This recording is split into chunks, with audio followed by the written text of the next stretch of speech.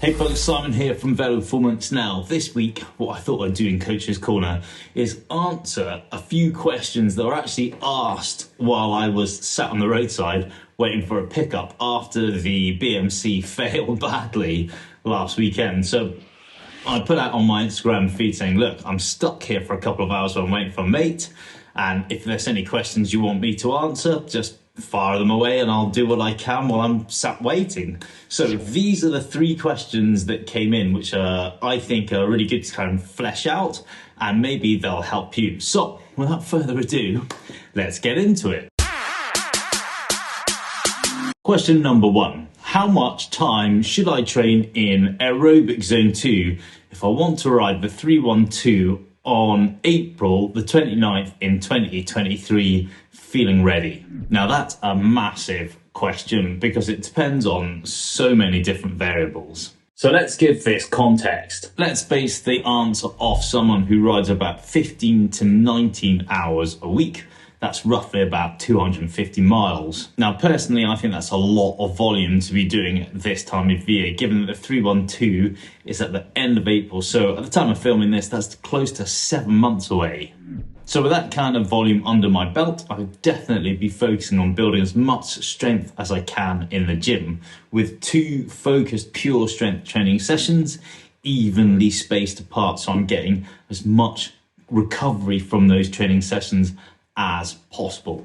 For intensity on the bike, I'd be aiming to do 1 hill rep session, focusing on anywhere between 4, 6, 8 reps, or longer if I can, working at threshold and over depending on the length of the hill. For the rest of the bike rides, I'd keep fairly aerobic.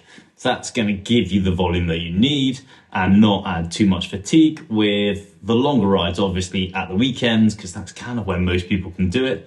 Obviously back to back from Saturday to Sunday, and if you're lucky enough, try and get 1 longer ride in during the midweek. That's plenty of volume and specificity, given that the 312 is 7 months away at the time of filming this. Question number 2. What kind of bike workouts would you focus on for an Everesting challenge? Each Everesting challenge event is really unique because it depends on the hill that you choose. The best way to answer this is to train to the demands of your Everesting challenge route. If it's shorter and more elevation, or longer with less elevation, train a couple of times a week, focusing on what's going to help you build strength and robustness to complete the task. Developing your endurance is important for these kind of events. So here's a really cool idea that you can do, that I do with some of the cyclists that I coach who do Everesting, and that's adding in what I call fatigue resistance training. Fatigue resistance training sessions look a bit like this. So rather than just ride long, what you do is you ride long, and in the last hour, you put in some focused intensity cycling efforts. And that way, what happens is you're developing mental and physical robustness, and that's going to help you come Everesting Day.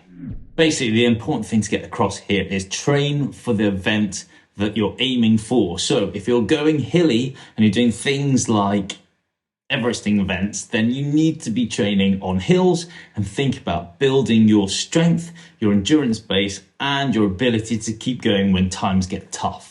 Question number 3. Should I have the same recovery shake after my gym as I do after I ride my bike? The answer to this is yes and no.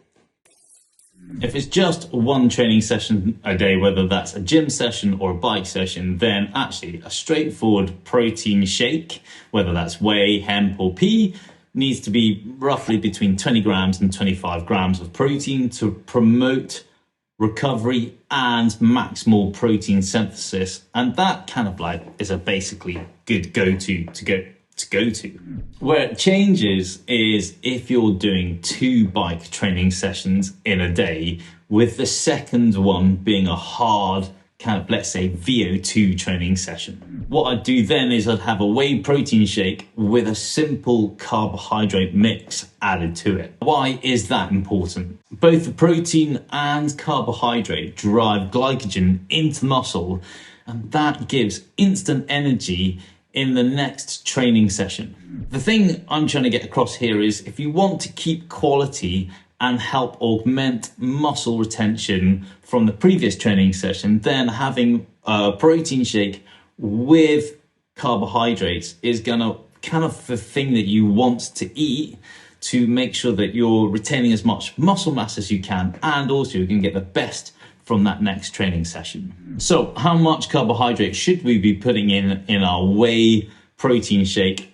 post-training to help us train better later on? Well, the body of evidence suggests that we should be having 0.8 grams per kg of body weight in with our protein shake, and that's going to replenish muscle glycogen stores, so it gives us really good direct energy for our next training session. And remember, carbohydrates are muscle sparing, and this is kind of important to get across to people. I keep saying this. We don't want to skimp on carbohydrate intake. And this is why I don't like doing fasting for any length of period within training, because as we get older, it becomes harder to retain muscle mass. And bear in mind, muscle mass is what powers us uphill. So having a higher protein diet, focusing on our carbohydrate intake, especially if you're doing 2 training sessions a day, is kind of important for older cyclists if we want to get the most recovery from our training and the best quality in our training. Right, that's it for this week. I hope you've enjoyed the video. Do me a favor, will you? Hit like, hit subscribe.